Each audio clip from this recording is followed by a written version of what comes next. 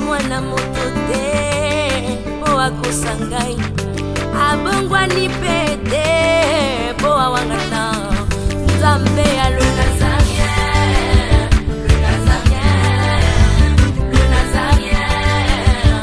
David Nzamba ayebana kitoko koma mokondima atako babakolaki mafuta na mosakolima lelo yayo bolingo ebateli le Nazarien lipamboli oyo emonanaka te mpeni mama kantelobi kolapie mapapu masopi mafuta tokokisi. C'est pour cela que je baby sa vie na bango parce que azwa problème na ye akomi ko betango masolo na batu pe batu ba comprendre faiblesse na ye. Ozaki no na problème moko mais tango bandi ko kuta na batu mususu makamusu yo komo bakisemela yo o na mutuna makolo yebite. Keba ozolo bakena na bloquer vie na nga yo moko ko mi se bloquer. Yo moko okoyi ko koma ndoki ya mwana na yo. Yo moko okoyi ko koma ndoki ya musala na yo. Yo moko na butu o bebisi makamu na yo mais ozomi yeba te ke yo moko kendaki o bebisi yango. Hosanna au fils de David, Hosanna au plus haut des cieux. Allez partout dans le monde entier, faites de toutes les nations mes disciples. Message de Dieu, message de feu. Bien-aimés dans le Seigneur, Église Mission Évangélique, le messager de l'Alliance, en sigle MEMA, organise une seule journée. Journée Zakakamoko. Yasulo et Zakakamoko. Journée de consécration. Soki oboyi kosalela Nzambe yokanga malamu ata mabanga ekosalela ye. Mama le pasteur Carlos Kalambay, le gardien du temple de l'église MEMA, vous invite à venir participer et glorifier notre Père le 16 avril 2017. J'ai bien dit le 16 février 2017. Et aussi la célébration pour le 5e année d'existence de l'église MEMA. Pobola Mwanzambele Kebele, Yango Totatoli Yango. Et s'il côté, ainsi que la consécration de Madame son épouse, la servante de Dieu, Anne Kalambay, Maman Maman Alingingaï, aussi notre frère, Simba Mankengo, Florian. Oh, événement céleste. À l'animation, le groupe gospel de l'église MEMA, frère Cyprien, Atikali Simate, et Konsuka Peboete. Le frère Clovis Makola sera au rendez-vous. Le ciel est grandement ouvert. Voici la thèse.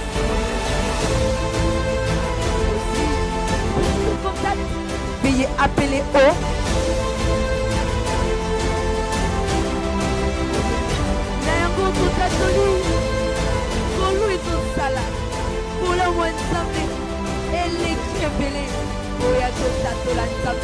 les 16 avril.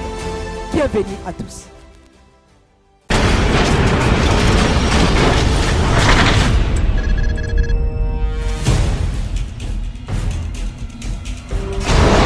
Pour vos annonces, vos prédications, vos clips, vos vidéos et autres, il y a qu'une seule adresse. N'hésitez pas à taper www.lesnazarins.com.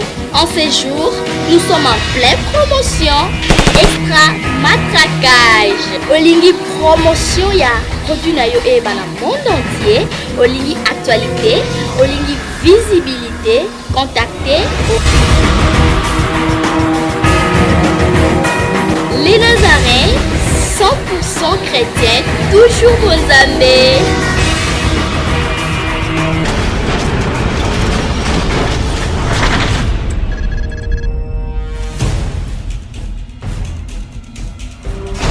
Merci Bandeko, bien-aimés dans le Seigneur. Tokutani susulelo ensemble parce que Nzamba sepe tokutana na émission Oyo Zali Nango ko parler na chaîne Oyo les Nazarins tv.com et to pesi bino nyonso mbote bandeko bozolanda biso bisika nyonso bozwami tika ngolo Nzambe e pambola yo na bondeli pona yo pe na bondeli pona message oyo Nzamba pesi biso lelo Seigneur, na pesi yo merci parce que ndeko nyonso azolanda biso tika azala consoler pe azwa solution pe azala délivrer na likambo nyonso oyo etelemi liboso ya vi na ye au nom de Jésus na pamboli mateya oyo amen. Merci tolingi bino mingi lelo nzamba apesi biso surtout partager message tomemi lelo ezali message oyo tozo parler na ba émission na biso oyo elekaki to parlaki likambo etali ndoto mais ndoto tomonaki yango na babiteni ebele parce que tolobelaki ndoto na partie ya âme tolobelaki pe ndoto na partie ya esprit tolobelaki ndoto na partie ya corps mais tangu mutu alalaka aloti ndoto tomonisaki ke azozwa ndoto ye aza ya kolala mais nzoto elali mais molimo na ye ezali kozwa makambo kouta penza mwa musika na eteni oyo tobengi ya âme pe na âme kokende kozwa makambo na corps oyo tobengi esprit oyo tobelaki mutu aza na corps aza na âme pe aza na esprit mais lelo toparle dimension moko oyo satana soki alingi koutilize a détruire vie ya mutu a utiliser démon oyo tobengi démon ya destruction akoutilize comment akoutilize po aya kodétruire mutu ndenge ye abebisaka mutu banda na jardin Eden tozwi mukanda ya Genèse chapitre 3 ngani moyena tanga eza te yo kotanga kuna menga na koyi kosunga idée ya message oyo lelo. Alors soko ozwi mukanda Genèse chapitre 3 okomona Bible ezoyebisa biso Nzambe asalaki Adam pe asalaki Eve bango bazalaki penza bikelamu na ye mais oko remarquer Adam na Eve tangu Nzambe asali bango atie bango na paradis mais asalaki bango na paradis te asalaki bango libanda ya paradis et na libanda paradis oyo yo Nzambe asalaki bango tangu asali bango libanda paradis muta utaki libanda paradis te mais utaki na éternité ça veut dire muta utaki esprit muta utaki Nzambe Nzamba ye na mutu aye ko réaliser ye na libanda ya paradis pe azuye akotise na paradis kuna na paradis atie ya ibisie ke banda lelo na lingi o banda ko vivre awa okozala bien nyonso banda osale marcher bien mais à condition na tielio bambuma na tielio banyama na tielio bambisi na tielio bandeke biloko nyonso ezawa yondo za mokonzi nango. Voilà bolingo Nzambe likola mutu.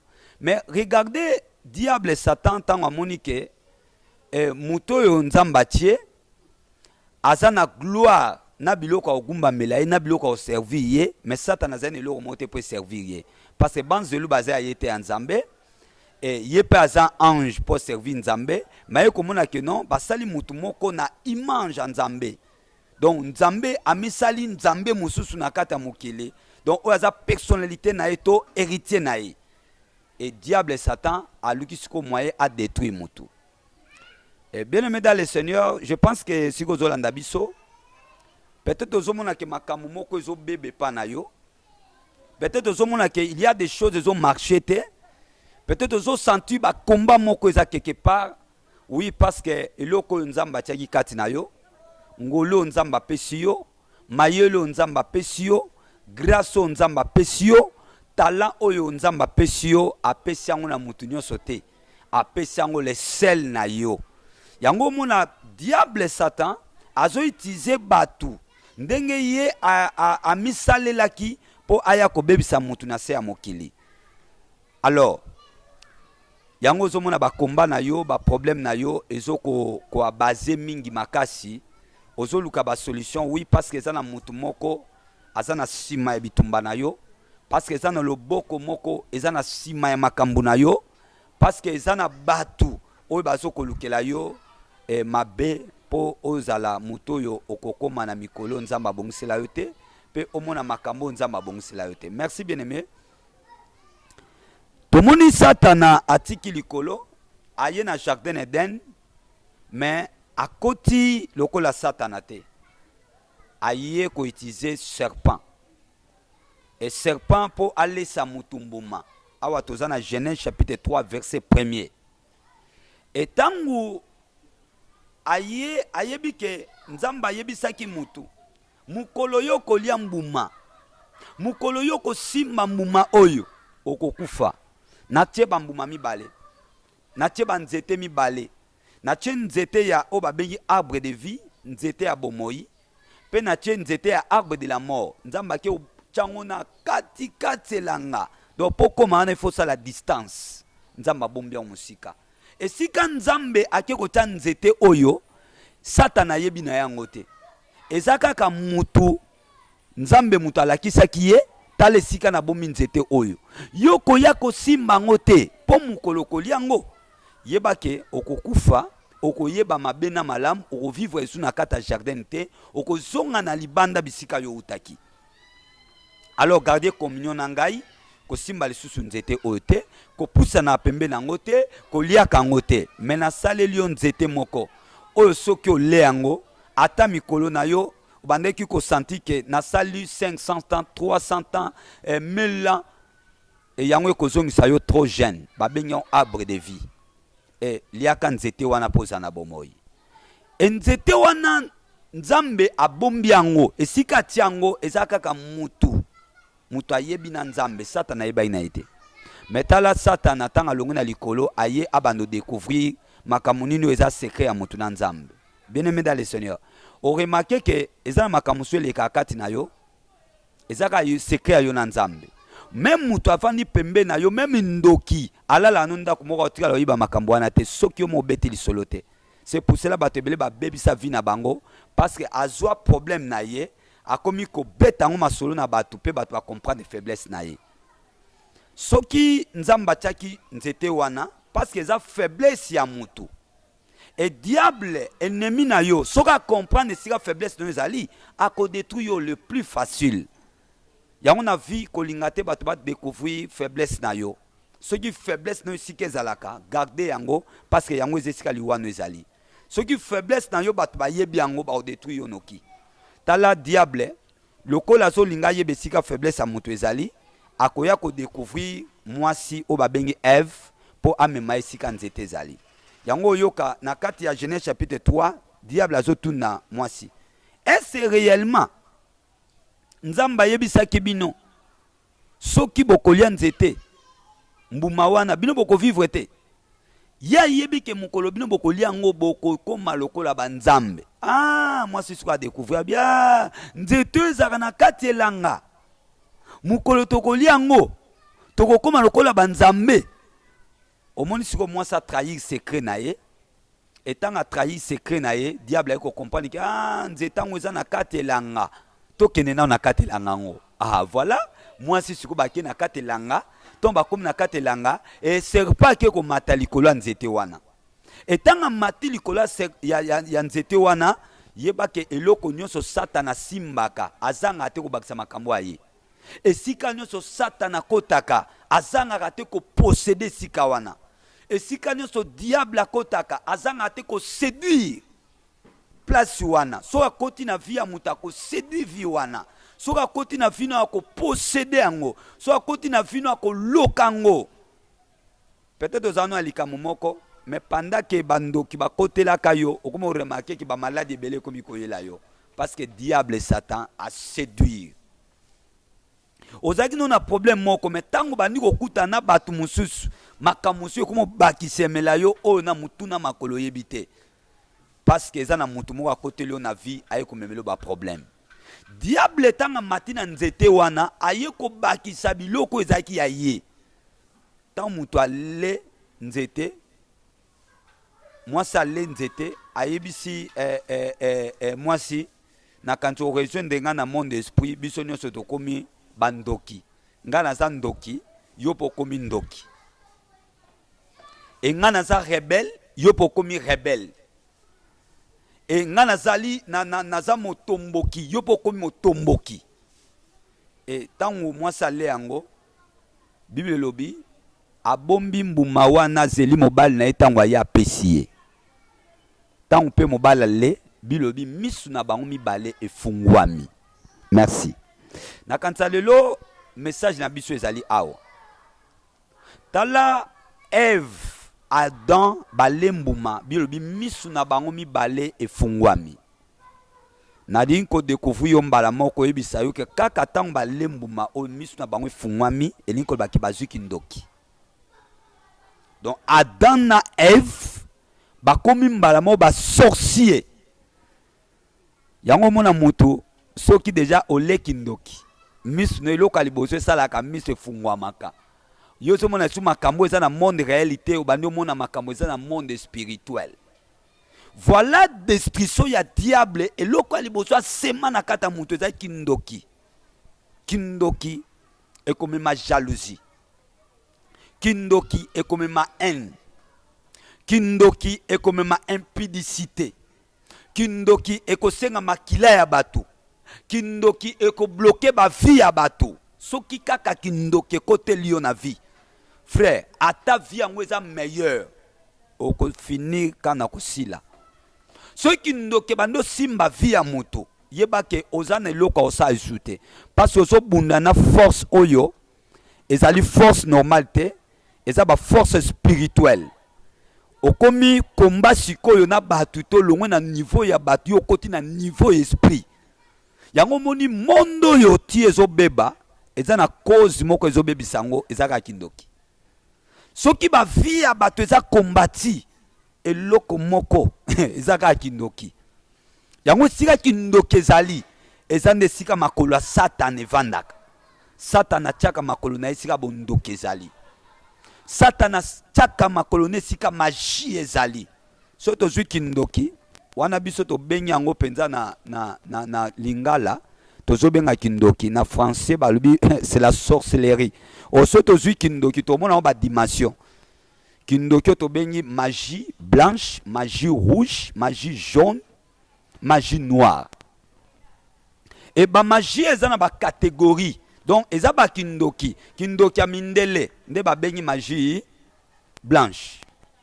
Kindoki ya batu mwindu, nde ba bengi yango magie noire.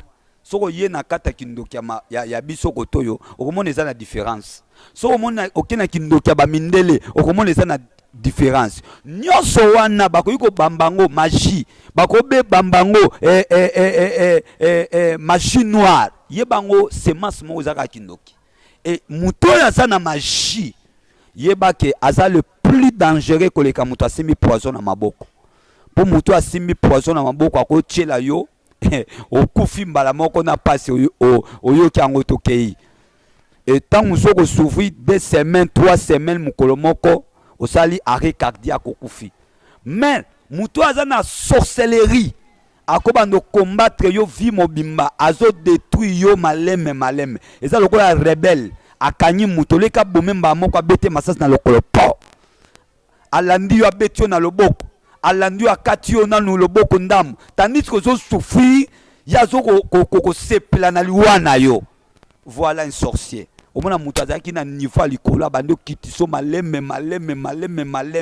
Tio kitina bato bako sakana te na vie basanini bakomo sakana yo. Yango to omona leo na Genèse. Tangu Adana e balembuma, Satana baki sisusu ya ye na kati. Balobi ke so olandi ta nzamba zotu na mwasi azoloba. C'est le serpent qui m'a séduit. Alobi te ke no alesinga mbuma bia séduit ngai. O muto ba séduit. Elinko ba ke muto ba posséder. Muto ba posséder elinko ba muto ba envoûter. Oh, Bible solo ba ke misu na bango mi bale mwasi na mobali efungwami. Etant misu efungwami totala ba réalité. Bakomi bolumbu. Etant bakomi bolumbu ki se fini ndoki apumbwaka bolumbu. So monika ndoki. Soki vrai ndoki akopumwana bilamba te. Ndoki apumbwaka ifatika la ni.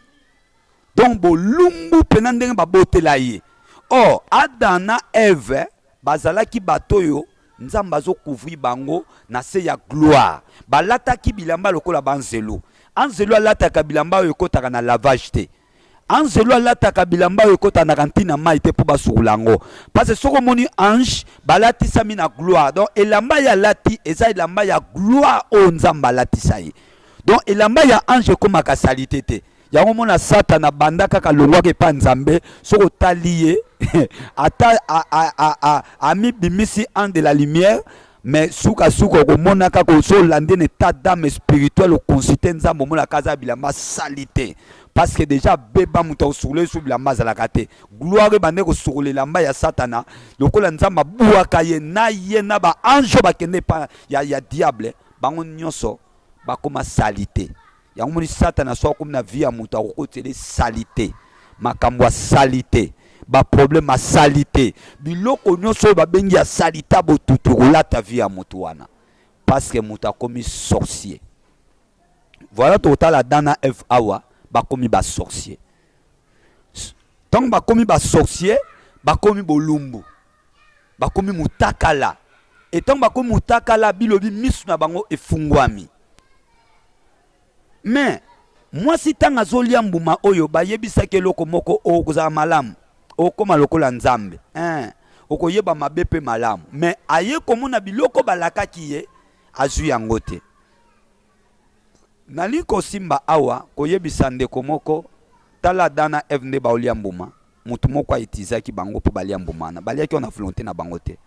Même kindoki tant mutu alia kango akana atiki na olia kindoki okola la kana butu bo ozolota ndoto zolia na butu okola na butu boye oloto zolia na feti yo liota mingi ba mimio na feti bokena batu tanto zoe babato ango boliaka na bango.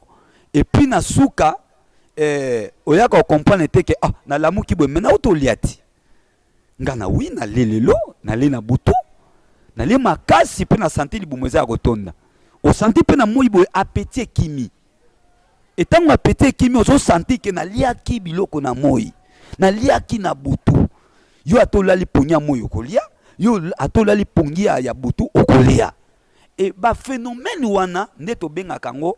La sorcellerie est consciente. Donc, aux andoki, pe omi yebite yozanani, aux andoki. Ndenge Adana Eve, tomba liaki misu na bango fungwami. Ah oui, yo petang olali misu ne fungwami, o compagnie ko zolia, mais o lamu ki boye, biloko wano bane ko lia ezali susute. Mais oyo ko santi ke, nazana moi, nazana mbetu, nakata mbetu, nazaki na tablete, oui, nazaki na nga fetite, nazaki na mbetu. Non, c'est eza esprit na yo et déplaça qui et kenda ke pumbwa ki o kenda ke parole ba utiliser yo. Donc eza na mutu azo utiliser yo ndenge diable a utiliser ki Adana Eve yo poza pe na mutu azo utiliser yo. Oya memaka yo pembeni ya nzete wana pa ke no leso mbuma. Mbuma lelo nazo ebisa yo et pas na c'est la sorcellerie ndenge Adana Eve baliaki parce que Satana matina nzete a kotisi biloko eza ye pour mutu a rejoindre na monde esprit bato mokela nzam. Linga kutu kindoki oye bango mais soko yebi kindoki te oyo zanango ozo santika kulia na boto kebo kolia bana no moko keba ozo lobake nana bloquer vinanga yo moko komi se bloquer yo moko okoyiko koma ndoki ya mwana na yo yo moko okoyiko koma ndoki ya musala na yo yo moko na boto obebisi makamu na yo mais ozo miyeba te ke yo moko kendaki obebisi yango. Satana za mutanko eza lokola mboka so ekoti na bitumba okotala ba mboka mingi na Afrique awa même na mikila ya libanda okomona rebelle soka zozwa muta koloba asalonko azotinda mutu akinofana na mama na ye tona ndeko na ye makamone sami mingi na bamboka guerre ekoti rebelle azozwa mwana mobala azobisa ye kushela mama na yo. C'est ça la sorcellerie. Okomona na kindoki makambo esamaka na ba rebelle esika babitumba ezali esalamaka na butu okomona na kindoki bazozwa mwana akushe na mama na ye oyo tobengaka femme de nuit, mari de nuit.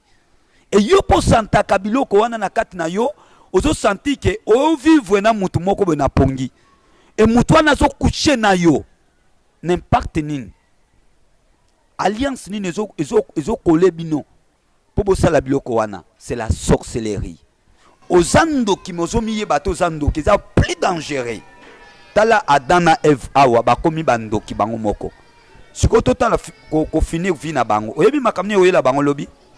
Nzambe tanga monike bakomi bando ki bato bakomi bando ki bako vivre sous na kata jardin ke. Nazo bimisa bango libanda ya jardin Eden.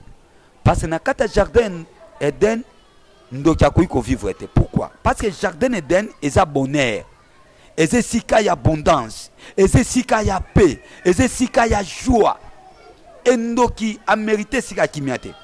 Ya omona ke bato ebele makambo na bango ezobeba parce kibondoke koti na vie na bango. Kibondoke bebi si vie na bango. C'est pour cela le diable et Satan a rejoindre bango pour abebisa ba vie na bango na monde otobengi ya kindoki. Tala Adana ebale kindoki. Kindoki obalia Satan efase nga bango makila. Soko moni makilo Satan osenga bango ekozala wapi? Ekozala na Genèse chapitre 4 tango Caïn akoboma Abel. Eza sacrifice mobimba oyo diable azo réclamer bango. Yope kindoki oyo ekokotela yo na nzela biloko akolia na butu. Kindoki na semence mususu mutakozwa ngo na nzela ya femme de nuit, ya mari de nuit. Ozo senti que ozola na mobile na butu yeba ke semence na ye eza déjà biloko akolia mobimba yo zolia pe akobebiso na kindoki. Bien-aimé dans le Seigneur, eza possible mutu azwa délivrance. Soko tangi na mukanda ya Genèse. Na Genèse chapitre 3 21 okomona Bible zoloba Nzambe abomaki nyama apesa sacrifice ya makila ya âme ya esprit pour ayeba ko récupérer esprit ya Adam. Okomona na Genèse chapitre 3 verset 21 Nzambe akozwa nyama akoboma mwana mpate akokufa pour azwa molimo ya Adam na Eve ebebate a remplacer esprit mokokuna pour a récupérer moto. Et qui signifie que c'est la délivrance. Bakozwa nyama wana Nzamba akosala elamba ya poso ya nyama pe akolatisa bango po ya kembo ya likolo ekoka ozipa bango suite il faut ya poso ya nyama ezipa bango. C'est pour cela nyama na lelo eza Jésus et Jésus aza capable ya ko délivrer yo parce que akufa ki déjà en éternité na jardin Eden lelo pe akufi pona biso na ngomba ya Golgotha. Profitez na occasion soko lingi ko sungama na délivrance na nzila makambo oyo okobenga biso na numéro oyo 00243 89 99 27 616 00243 89 99 27 616. Nanzila oyo ezala mwana na yo osantaka kialiaka na butu ezala yo moko oliaka na butu yeba que c'est la sorcellerie au diable à côté ça qui banda na mukanda Genèse chapitre 3 et eza possible ya kozulango délivrance que ça soit condition na répéter 00 243 89 99 27 616 kolo apambola bino tokutani na émission ezali koya nzamba pambola bino na même chaîne les Nazarins tv.com. Amen.